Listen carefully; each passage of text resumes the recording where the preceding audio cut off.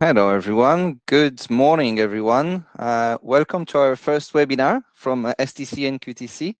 I'm pleased to see that we've got plenty of attendees so far, which is lovely to see. Thank you very much for your support. Do recognize a lot of names, a lot of people that I've trained, and I'm sure that Kat you train as well. So welcome. And we've got as well Katty with us today, who are going to be kind of our guest, as well as obviously the director of STC and QTC. So, Hello, hello, everyone. Kathy. Hello, Oscar. Thank you so Okay. much for organizing this, Oscar. Just so everybody else knows, Oscar has sorted all of this out together with Christy, our lovely colleague. So yeah, thanks, Thank Oscar. you. And here we go. Yeah, we're finally on today. We've been counting down, haven't we? Yes, definitely. It's a bit Yeah, stressful for all of us, so it is. please bear with us, everyone. And I just want to also to introduce you to our new, maybe not a new style of webinars, but um, we just want to kind of break the codes a little bit. We've allowing everyone to as well chat at the end of this session today. So at the end we're gonna have a Q&A where we really kind of encourage everyone to speak out, to put the mic on, the video on if they want to.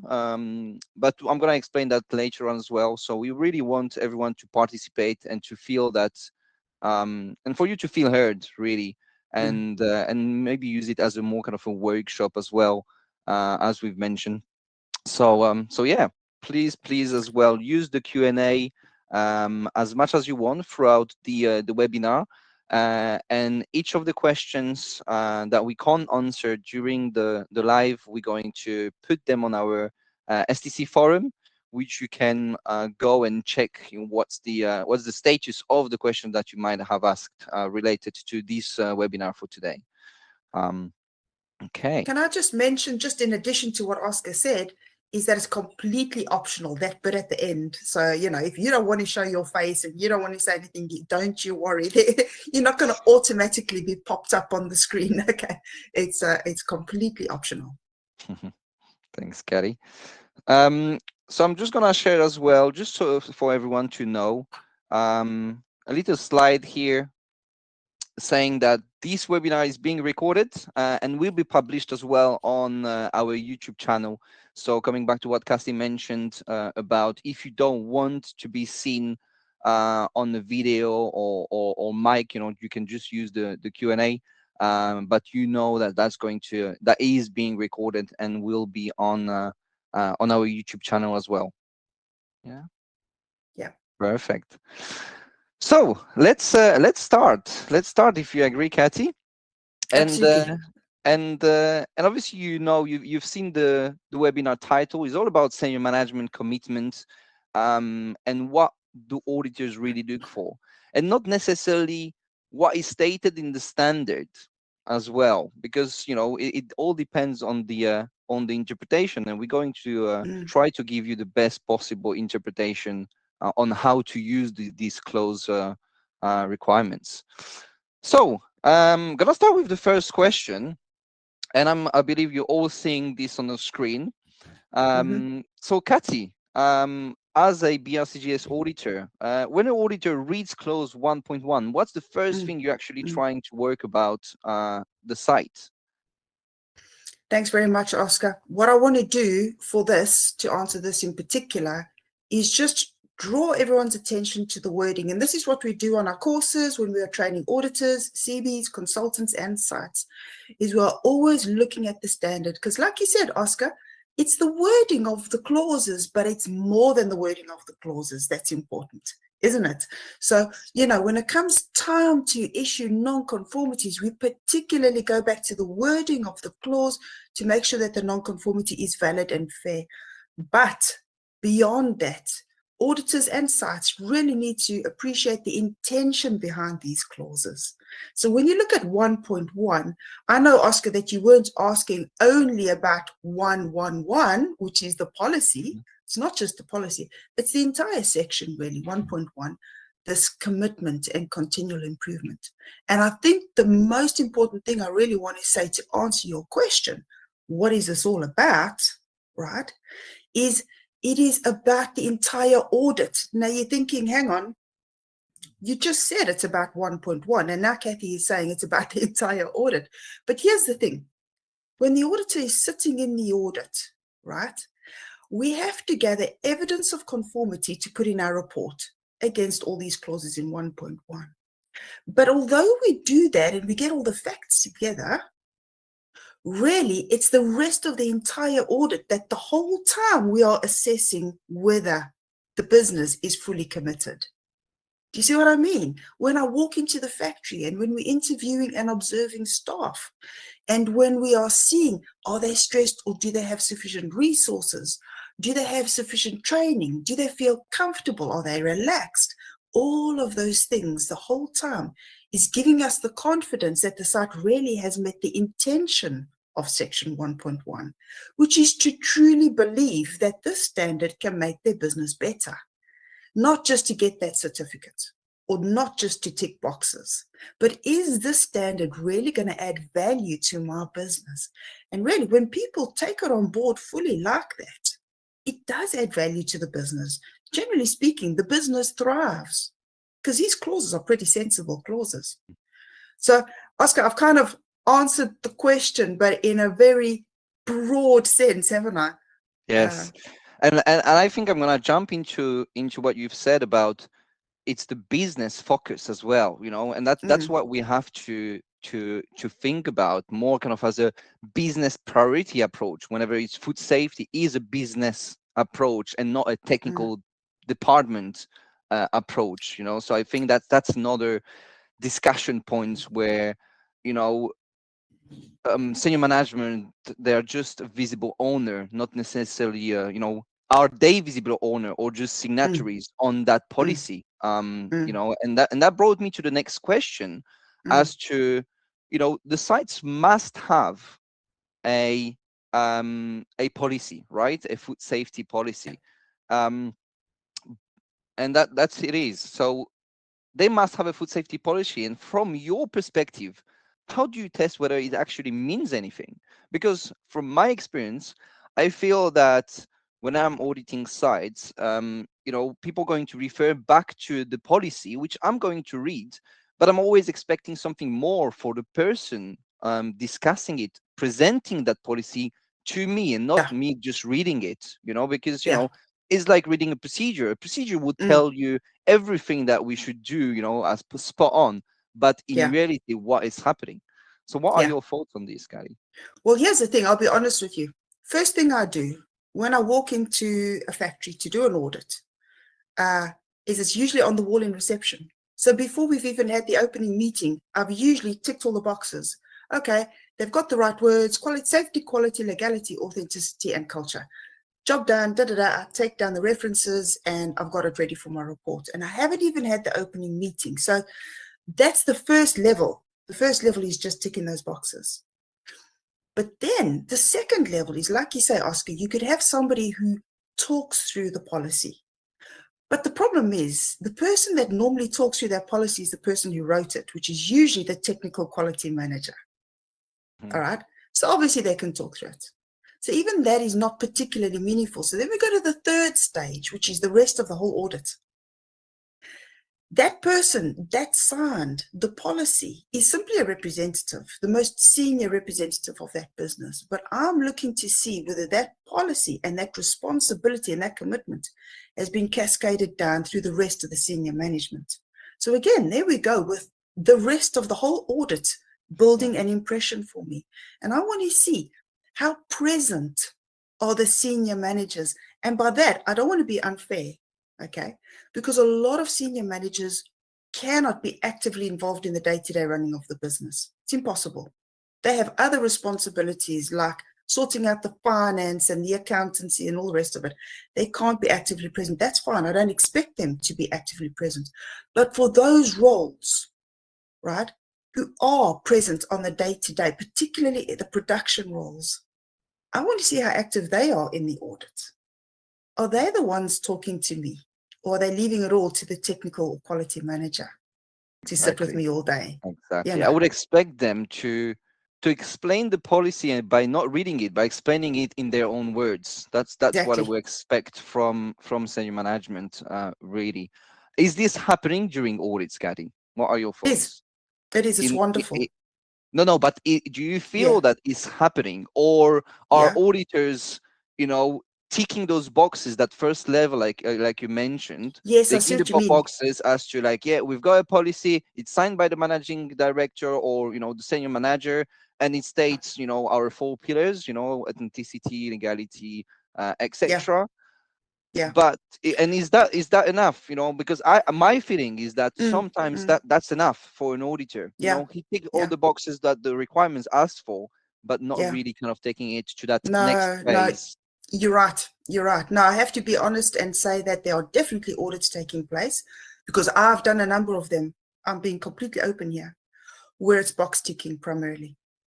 I just know it happens and I just have to be honest about it. Plus, I've shadowed and witnessed many audits, and I know that it's happening as just as a box ticking exercise. Plus, of course, you and I, Oscar, have been technical reviewers as well of other auditors' reports. And whilst the report might be a very good report with lots of evidence of conformity, you can't tell as a technical reviewer what that truly represents because you weren't there, right? So it's tricky. But where I have been there are certainly audits that are box ticking exercises. And it's down to the auditor to make sure that it isn't. And I've improved.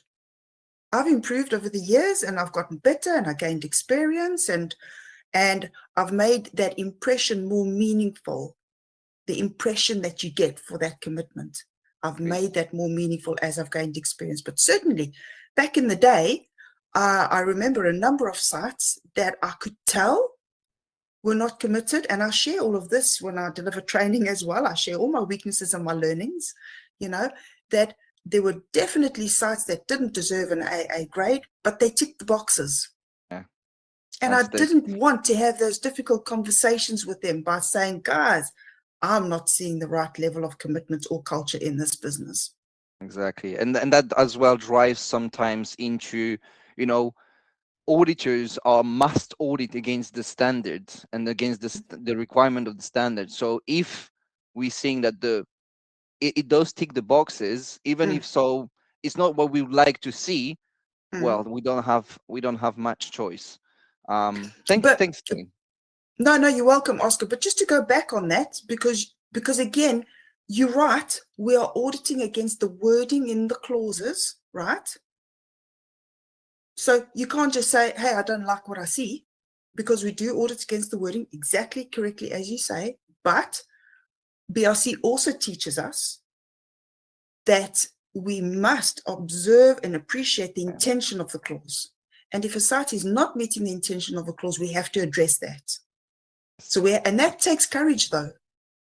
It Mm, really takes courage. It's extremely difficult to raise a minor against something like culture. Or sorry, not a minor, a major. It's extremely difficult to say, and have that conversation with the business. But what you observe is evidence. Those conversations you have is all evidence. So, and it's, sorry, Oscar, I'm waffling on a little bit here. But I had this conversation with our packaging auditors yesterday on day 3 of our packaging course. And I had this chat with them and I said, when an auditor goes easy on a site, because it's no auditor likes to be confrontational, no auditor mm, likes to raise a major, right? But when we go easy on a site, it really doesn't do the site any favors.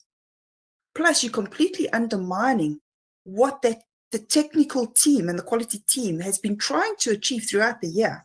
They've been trying to achieve improvement. They've been telling the site, please, guys, we've got to improve. We've got to do this. We've got to do that.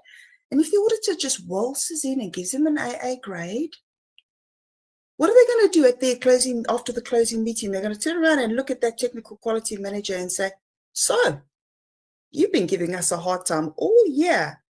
And Kathy's just yes, given us an AA grade. What's that all about? It totally undermines all of that effort. So we've got to be agreed. fair, and we've got to truly assess a business And BRC have worded those clauses and put in a clause on culture for good reason, and put in section 1, the very first section, requiring commitment for a reason. So, Exactly. we've got to appreciate that.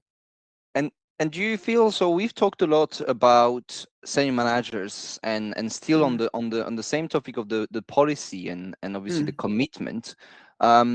But do you feel as well that is staff aware of this policy, and does staff applies as well what it says in that policy, or do you think it's just a piece of paper on the wall? I think when everything's going smoothly, they don't even see it.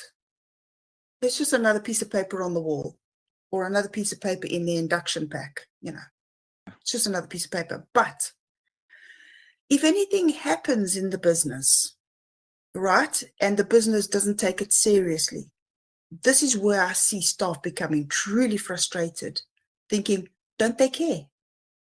They care.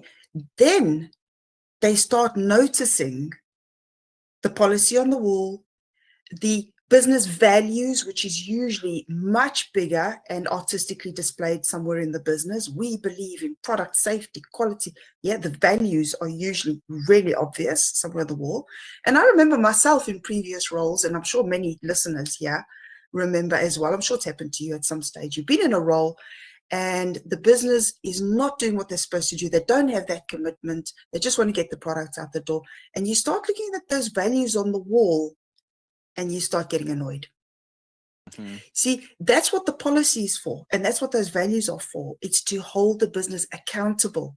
And this is where you, as a member of staff, can go to the senior managers and say, hang on a second, you said in your policy. So it's about holding them accountable. And that is the vital importance of having those policies in place. And BRC will do exactly the same. BRC will hold the senior managers accountable as well. This is why they've got their confidential reporting hotline, the Tell BRC hotline. That's why they require that you've got one. And that's why they do investigate issues and withdraw certificates when necessary, and so on and so forth. Agreed. Thank you. Thank you Mm, very much. yeah, sure. Okay. So I feel that we can slightly move to another topic, which is for me personally. I feel that and I'm talking about food safety culture here. So section Mm, 112, um, where obviously the clause sounds great on paper, but I still have the feeling that we are auditing vagueness, don't you? mm, yeah, Let me share as it's well it's a that tricky clause. it's a very tricky clause, and I feel that um, yeah, it does sounds great on paper, but what auditors are really looking for when they're asking about that food safety culture? Mm, Because as I said, my view on this is that we don't have, so we've got the interpretation guideline, which is a great starting point, from BRC. mm, Um, but I do feel that we don't have the what good looks like, mm, what a food safety culture plan, what a good plan looks like. And yeah. and this is what we've discussed this internally in the past, where you know I've seen plenty of different food safety culture plan, from one that going to do the bare minimum and tick some boxes, to one which are Mm, very comprehensive and mm, obviously both being equally accepted. yeah. Um, so what are your thoughts on that section? What's really the intention of that Mm, section? mm. I think there's two things that I specifically want to share, and again, the first thing that I will share with you is the same thing I share on our courses. Is that please know that the survey or the questionnaires that 99% of all sites do as the first step towards a culture plan, right? That survey that you send out to all your staff, that is not your culture plan. I can't tell you how many sites will use that survey as the culture plan. Now you think, well, I don't do that. But when you look at the bullet points, the 5 bullet points in the clause, right? It's your plan has got to include activities based on communication. The first thing people say is, yes, we did communication, it was the survey. The next thing is training, but the third thing is feedback from staff. Oh, feedback from staff. we got feedback from staff through the questionnaire. So they're using the questionnaire to answer most of the plan. And that actually is not the intention at all. So when BRC wrote clause 112, right, it's about the plan, it's about the output. The question is just your research prior to implementing clause 112, right? So that you've got to find out, where is your business at? What are we good at? What are we not so good at, right? That's research. It's just research. So do your research. It can be through questionnaires, workshops, whatever style you want, okay? Team meetings, whatever. Do your research, and then based on your research, come up with a meaningful plan to address the points that need improving. So the plan is separate, okay? Then we go back to those bullet points. So again, BRC says your plan must include something on communication, but it's specifically communication about product safety. And we're looking for ongoing communication in the business. So what plan have you got in place for that ongoing communication focused on product safety? Yeah, what have we got? Again, don't forget that you don't always have to come up with a whole bunch of new activities. Most of your activities will be simply acknowledging what the business already does well. And most businesses are doing wonderful things. Yeah, So go ahead and acknowledge all of those wonderful things. But then, what is my research telling me? Do I need to improve on any of this? Let me go ahead and improve on it. So, Oscar, that was the first thing that I think is important. Go ahead. Yeah, no, and this is what I was about to say about those activities where sites usually feel that you know, they're already doing some, and I've seen it plenty of times when I audited sites and I'm looking at their food safety culture plan, and there's not much, you know, literally maybe like a questionnaire with 5 questions in it, or maybe like a meeting or something like that. And then throughout the audit, I'm discovering that, oh, they've got a reward program, you know, they've got a team player of the month. And then I'm seeing like, oh, they've got a meeting about, you know, discussing, you know, the well-being and mental health and whatever. Wow, amazing. And then I'm seeing that they've got something else, like kind of a training workshop that they do every so often, but it hasn't been documented nowhere in their food safety culture plan. So as you mentioned, you know, sites doing such a great things, but sometimes they don't necessarily document it. You know, and then as we know, you know, auditors do not audit trust, they audit objective evidence, what they've observed, what they've seen as documented evidence as well, obviously. And this is why I'm saying sometimes that, as I said, sites simply don't put all those great things that they do. Yeah, no, I agree completely. And like you say, we have to audit on evidence, on the evidence that we see. So first thing, whenever we get to the culture clause, is the site will say, oh, there's a lovely culture in this business. I can't put that in my report. I can't say the site has a lovely culture. You know, I have to have all the evidence against every single aspect of the clause. So we have to break that clause down and ask ourselves, what is the intention and the exact wording of this clause, and break it down and get evidence for all of it. Otherwise, we're in trouble with the technical reviewers. You know, we're in trouble. But I think this is the other thing, is that you can see a fantastic plan on paper, but then you don't see the evidence to back it up in the rest of the audit. Exactly. It can happen the other way around, just like you said, Oscar. You see a rubbish plan on paper, but as you audit in the business, you see, you know, the site is brilliant. Brilliant. So we have to try to reconcile the two and raise those non-conformities where it's fair to do so. Go ahead. And so what do you think, what separates the sites that get it from those that are still struggling, you know? Because as I've said, you know, BRC actually, just as a fact, BRC was the first standard to make food safety culture a requirement, you know, and has been part of the standard since 2018. So which means 8 years now, almost 8 years. So after those 8 years, have we actually seen meaningful challenges whenever it comes to the site itself and, you know, the approach of senior management, you know, after, as I said, you know, 8 years, or does it still feel like a gray area for many sites? No, it's still a gray area for sure. And I think where Oscar, and I know you've seen this as well, okay, whether it's through BRC auditing, or whether it's through the mock audits we do, or whether it's through the internal audits we do, we are still coming across plans that are not readable because it's so complicated and is not using the wording of the clause. So now I can't correlate this activity answers that bullet point. This activity, I can't. So it's not all easily auditable. It's not readable. It's a really weird plan. We've seen that a lot. Okay. But we've also seen weak plans. Like you say, there's not a lot in there. And I know that those sites have had BRC certification for years. And like you say, it's been 8 years now. There's only one thing that it comes down to, and that was the auditor not auditing that section properly. It has to be, or they would have gotten non-conformities and they would have fixed it by now. It's that Yes. simple.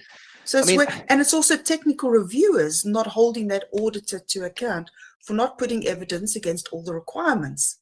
Because if the technical reviewers saw that the evidence wasn't there, they would have then made it a non-conformity. Yes. No, you're right. And what I'm saying as well when visiting different sites is that, because of sometimes auditors don't raise non-conformances on disclose 112 for senior management, for food safety culture, there is a bit of a fake security feeling that we are actually doing well. And then when I'm going to see sites and ask them about, food safety culture, and I'm auditing them, I feel like, am I too strict with that section? Because, so when I've been presented some of the food safety culture plan, or I'm interviewing the senior manager, to talk me through it, and I've got the senior manager or the managing director, all what he's talking about is quality of the product and what they don't do, and etc., and really focusing only on the quality. And I'm thinking, like, is that okay? Should that have passed the audit? I mean, yes, passed the audit, but shouldn't that not be non-conformance potentially? And technical managers are like, yeah, you see, because auditors don't raise non-conformance on food safety culture, everything feels that there's no improvements to be made anymore, that our culture is fantastic, and this is where we stop. We don't improve anymore because we didn't get a non-conformance. Yeah. Generally speaking, Oscar, this is true for many clauses, including validation. That's another one. I know we're not talking about that today, but that's another one where auditors are just accepting verification instead of validation. It's another thing where we have to be training auditors on what to look for and what's acceptable and what isn't acceptable. And the same, like you say, is true for culture. You're not too strict, Oscar. You are auditing against the BRC's intention, and that's why they wrote that clause. And gosh, I was in the beginning part of the technical working group for the consumer product standard. First time I've ever been involved. And can I just say and share with everyone that BRC puts in a lot of effort, and I was so impressed that they can debate a single word in a single clause for 20 minutes amongst about 15 people, debating should it be shall or should. Really, there is a lot of effort gone in. So much effort, in fact, that I couldn't keep up with it. I didn't realize the commitment to being on a technical working group for a standard. So I backed out of it after attending about 4 meetings. I just said, I'm so sorry, I can't do it. But the time-wise, but the effort, so we must all appreciate, sites and auditors, we must all appreciate the wording and the intention of those clauses. And if the non-conformity is fair, then we should raise it. It's fair, and it's only going to make the site better. And I think that's another indication of the business's commitment, is when I see their attitude towards getting a non-conformity. A lot of sites just say, bring it on. Bring it on. Happy to get it. Not a problem. It's going to make us better. That's lovely. I love that, because it doesn't put me under pressure, or the auditor under pressure. Other sites will fight you every step of the way, and it's like, I'm just trying to do my job, I'm just trying to be fair. Okay. Thank you, Kathy. Thanks for sharing all those really valuable topics. And I'm seeing some questions already as part of the Q&A, which on this topic. And And someone asking, have you ever audited a site with an excellent culture and strong commitment to product safety, yet still struggled to meet formal compliance requirements during an audit? How did you approach the audit? Okay. So have you ever audited a site with excellent culture, struggled to meet the formal? Yes, yes, absolutely. And I think it's a small site. It's typically a small site with few staff. And you can I can appreciate that, having just started Never Solutions. We're a tiny little site, tiny little manufacturing site, and there's only 3 of us. Boy, it's difficult. We cannot afford to hire more people.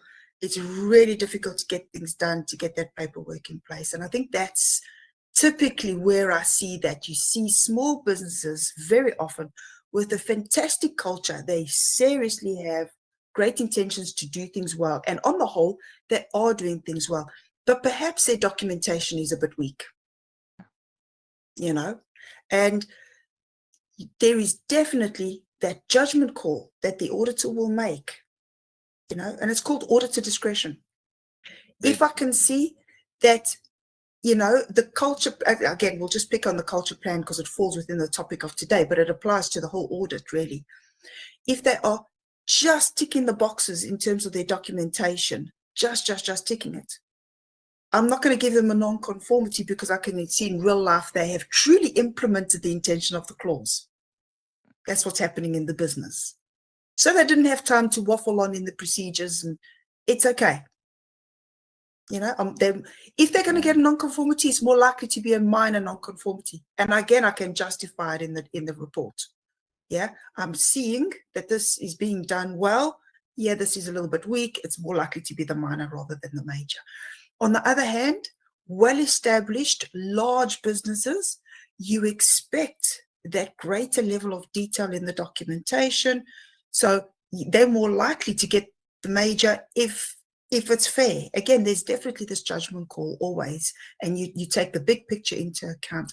So smaller, newer businesses, the auditor can go on a journey with them. That doesn't mean that we let them off and not raise the non-conformities if it's truly a non-conformity. I'm not suggesting not being fair, but you can definitely go on that growth journey with them and be sensible about things. Thank you, Kathy. And I think we've talked now a lot about food safety culture, and I just want to end on something that people attending the webinar can take something useful potentially, when it comes to those activities, because it's still a gray area still, when it comes to the activities on the food safety culture. And someone ask a question, what some practical exercises or activities can business do with some financial, limited financial resources? And I just want to kind of go back to the activities the standard says. They're talking about an open communication on product safety, training, feedback, and then they're talking about behaviors, etc. Yes. But I feel that sometimes what I've seen is that auditors just state, for example, training activities, they just reiterating the section 7 of the standard, right? They're saying like, yeah, everyone is trained again, SOPs, etc. Yeah, that's good enough, but it's already part of the standard, even if you take out section 112. So what do you do more than those SOP training? Same for the meeting, suppose people might be referring back to communication on open product safety. They might refer to management meeting, management review meeting. But again, we're expecting something more, especially the management review meeting is only, usually management people. And what about the people on the shop floor? Yeah, exactly. And what about people on the shop floor, for instance? Even the monthly meeting, I feel that's not ticking that box necessarily. So can we maybe give some potential activities that this sites can do to comply with this clause? Do you have any in mind? Yeah. So look, Oscar, we know that people can spend a lot of money, okay, and they can even do things like our culture fest that QTC does, where they bring us in and we have fun games and prizes and stuff. But they don't have to. They don't have to. You can have a great culture plan that costs nothing but time. Yeah, exactly. Time is the one thing that you have to give. whether it's time as your culture team sitting in meetings and brainstorming, whether it's giving staff time to do the questionnaires. Don't expect voluntary completion of questionnaires. Don't expect a great completion rate if you're not going to give them time, if you expect them to do it in their tea break. And then say, Or well, at Kathy, home. we can't force them to complete it, you know. Well, no, but you can encourage them to complete it by giving them the time, right?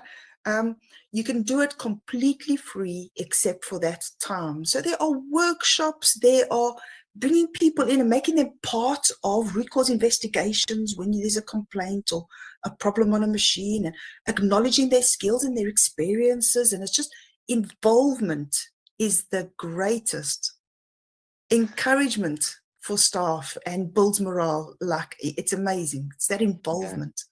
Yeah. And I feel that a lot of activities will be brought following the survey, if we have done a survey as well, you know, that they would prompt us, where do we have to focus? You know, when I'm saying training, you know, maybe do some, again, workshops on those very important topic of the standard, you know, I don't know, root cause analysis, risk assessment, you know, do kind of small workshops on personal hygiene, on pest control. What does that mean? Yes. Going beyond obviously what it says in the standard and going a little bit beyond what it says in our procedures.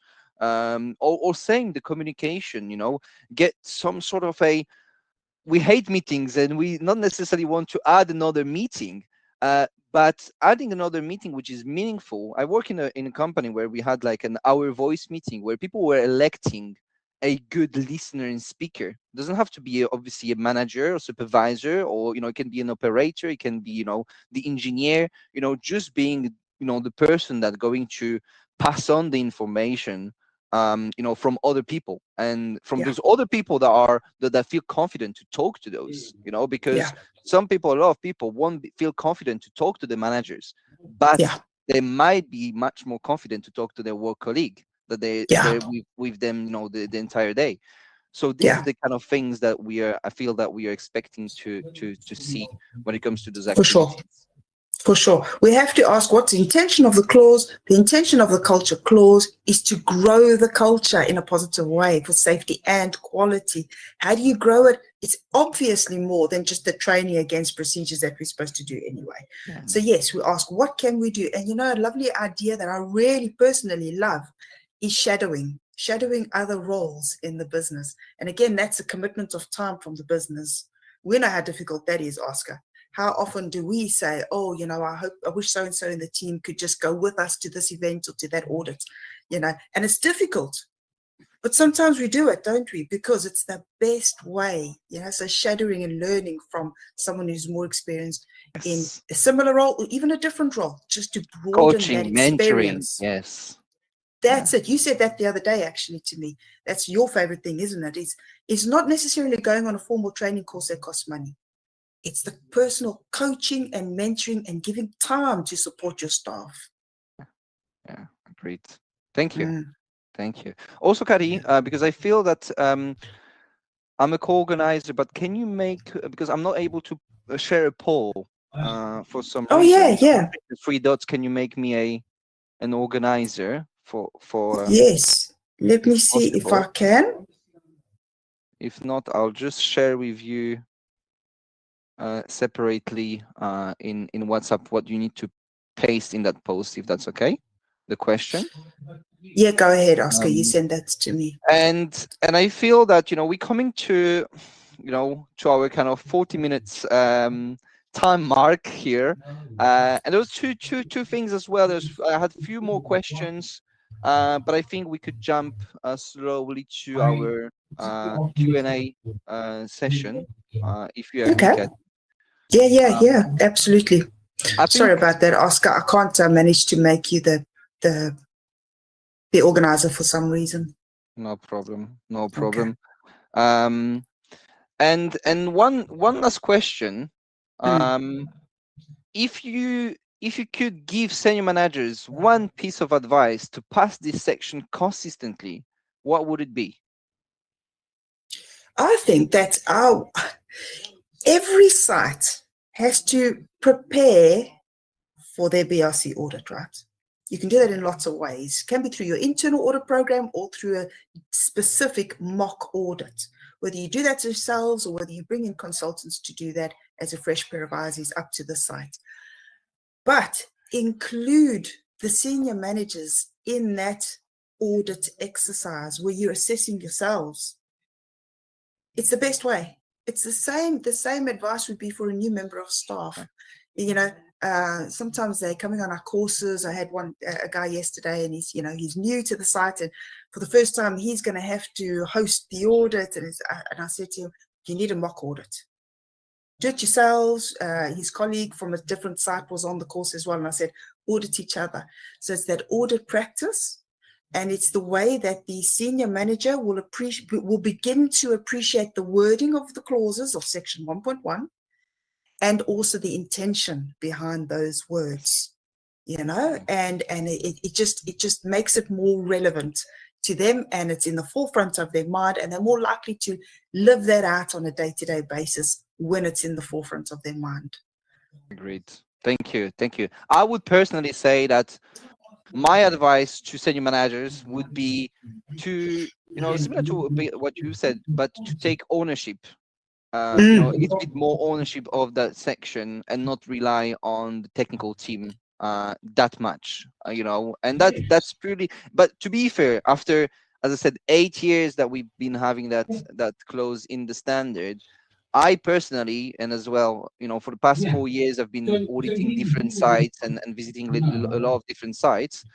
And personally, yeah, I am personally seeing an improvement in how senior management is looking after it.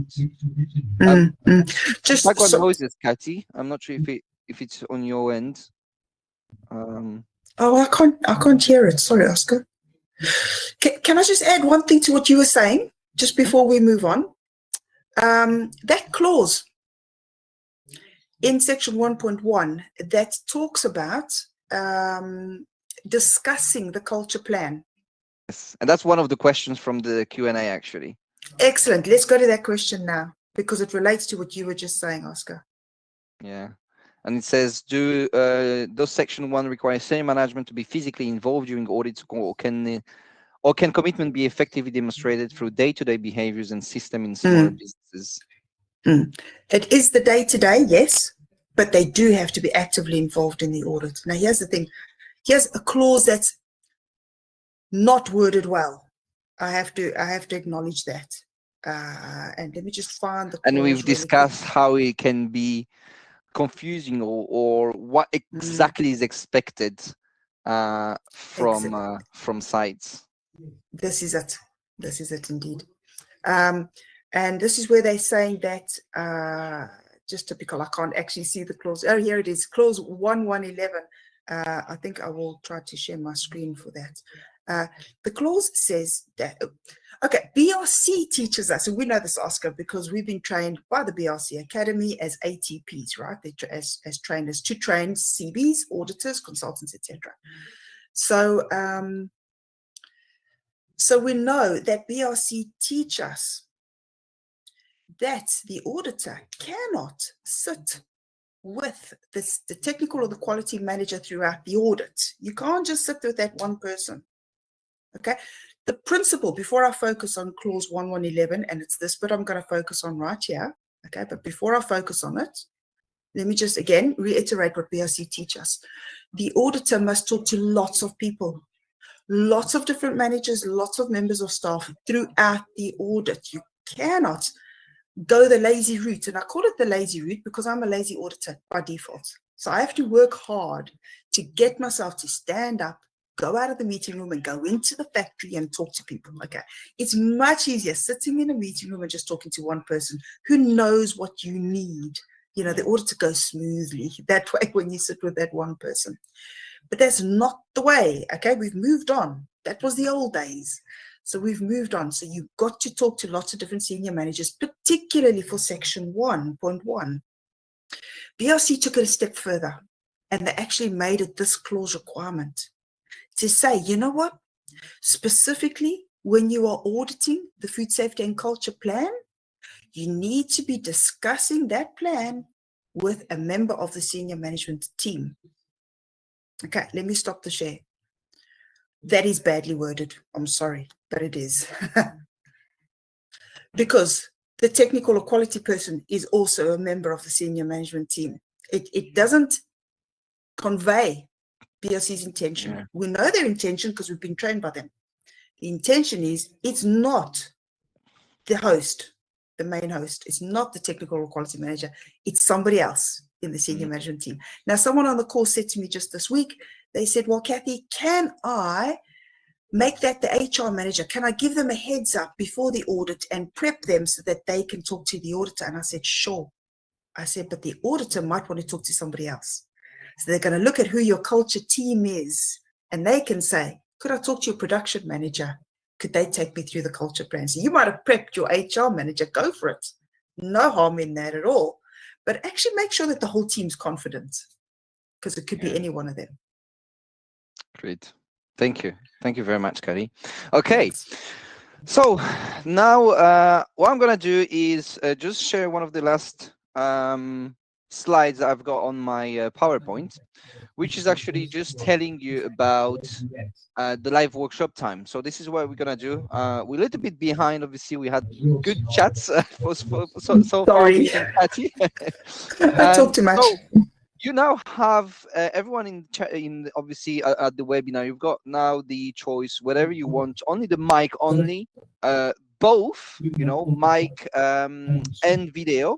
So just if you want to participate in the Q&A, you know, you've got three options. Just, you know, put a chat, write mic only, or write both, and then I will give you the opportunity to speak out.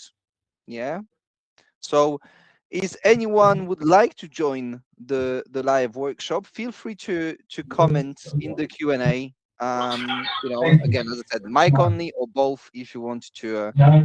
Please do not be don't be stressed out. It's all, you know, it's all adding value to anyone else, I'm sure. So please go ahead. And while we do that as well, I'm gonna go through some other questions that we had, Kathy. So we've got a question. One thing which auditors are trained to do for 112 to support objectivity in the way they audit as much as possible is to look out for 4 particular things at the site. Initial assessment, so identification of strengths and weaknesses, so usually the survey, action plan documented, implementation started, and annual reviews. Any thoughts or advice for sites on this, as this is not explicitly written in the clause? Yeah. To support objectively in the way they audit. That's right. Look out for those 4 things. That's right. I'm just going through it again. Any thoughts or advice on this? I think the biggest non-conformity that I've found. Sorry, Kathy. Sorry. There Yes, go seems to be ahead. a background noise I feel from your end in the background, like TV or something. I've got the feeling. Just so you know. Okay. Thank you very much. Apologies, guys, if you can all hear that. I'm not sure where that's coming from. Sorry about that. Okay, I'll let you carry on. Okay. If I can just say that the number 1 non-conformity for the rest of that clause, which is come up with the action plan, implement the action plan, and then review it, is the part where it implies that those actions must be smart. Yeah. So the actions must be smart. So specific, measurable, achievable, realistic or relevant or responsibilities, and time-based. Okay, there's 3 possibilities for the R. But the clause is saying that those actions must be measurable. That is the most important part. And very often we see that the actions that they come up with is vague. Like you said at the start of this conversation, Oscar, the whole clause ends up being very vague, very non-specific. You know, we will communicate to staff that culture is important. How's that an action plan? Do you know what I mean? So the actions must be smart. And you know what? When they are not measurable because they weren't smart, it's impossible to meet the next bullet point in clause 112, which is to measure whether the activities were effective. How do you measure success if you didn't define the measure to begin with? So the non-conformity is always about both bullet points, because the first one said make your actions measurable. And the second one says measure the effectiveness. You can't do the one without the other. And it's sadly a common non-conformity. Yeah. So I hope that kind of addresses Sonia's point there. It's very true. Come up with a good plan, a meaningful plan based on the weaknesses of the site. Make it smart so that you can measure the success. Great. Thank you. Yeah. Thank you very much, Kari. Okay. And yeah, 100% agree. I feel that, again, I think we have just to go a little bit beyond what it stated in that clause, as auditors, to gain that confidence that everyone is committed, that everyone cares about the product that they make. I have another question here. I see that no one wants to speak out through the mic or put their camera on. That's completely fine, but please do not hesitate. I've got another question. Does NC in other clause in terms of resource not provided adequately to maintain food safety account as evidence of non-conformances for 1.1? So I think we're referring back to the section of, does senior management provide financial resources and etc. Kati, what are your thoughts on this? I'm just reminding myself resources, which particular clause it was, because you said it wouldn't be a non-conformity. 119 or something like that. Yes, I think so. Provide sufficient resources. Where was that? Yeah, we go 117. Yeah, the non-conformity would be specifically against 117. Now, if I just share my screen again with you, I will show you what I mean. I've got some. Yes. Sorry, Gary. I've got some people saying like they don't know how to put the mic on. We're going to give you the authorization. So as long as anyone comments mic only or both, I know that you want to participate. Yeah. So that's what I'm gonna do for Sonia and Magena that wanted to join Good. us. I've just done that for Magena.